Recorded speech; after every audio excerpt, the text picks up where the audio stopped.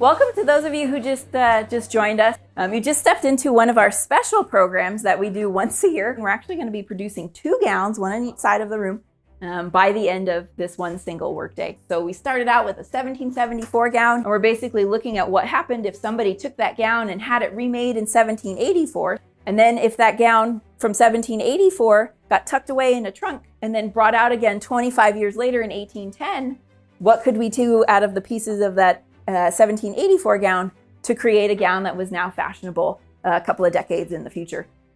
So when you get new clothes in the 18th century, it's not necessarily going out to buy new fabric to get new clothes like we kind of do today when our clothing is very disposable, but more buying new fashion for the piece of fabric you already paid for 10 years ago or 25 years ago or even 100 years ago. We have gowns in our museum collection that are in 1830 and 1840 styles that are out of fabric from 1710 and 1720. We can date it that early. So people are keeping fabric for a really, really long time in the 18th century, unlike today when things get holes and we throw them away. But to the 18th century, the labor costs, the time it took somebody to transform that piece of fabric into something so you could wear that fabric was really low. The cost of the fabric could be really expensive or really inexpensive. That was entirely up to you. But because my labor has to be cheap so everybody can afford to get clothes, the labor becomes the disposable thing. The fabric becomes the thing that's the investment that you want to carry through long term. So if we started out with a piece of fabric in 1774 that you picked out, it would be my job to transform that fabric into your gown for 1774.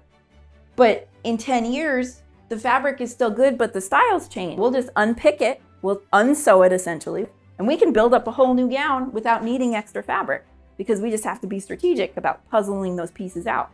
One of them got picked apart and turned into a 1784 gown. It doesn't have the big poofy hips. It doesn't have that square neckline. It doesn't have the ruffles on the sleeves anymore. The skirt is pleated into the bodice. The bodice is fit to the back of the gown, unlike with the one that's there in the cupboard that looks like this in the back with that really pretty cape that falls behind from the shoulders.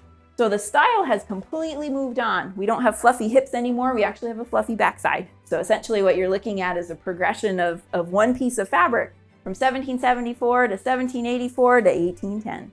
And the reason we chose 1810 as that final gown is because that's actually the style of gown that this fabric is taken from. The fabric that we're working with is a photographed reproduction of an original gown that's in our museum collection, and the gown that it's made into dates to about 1810.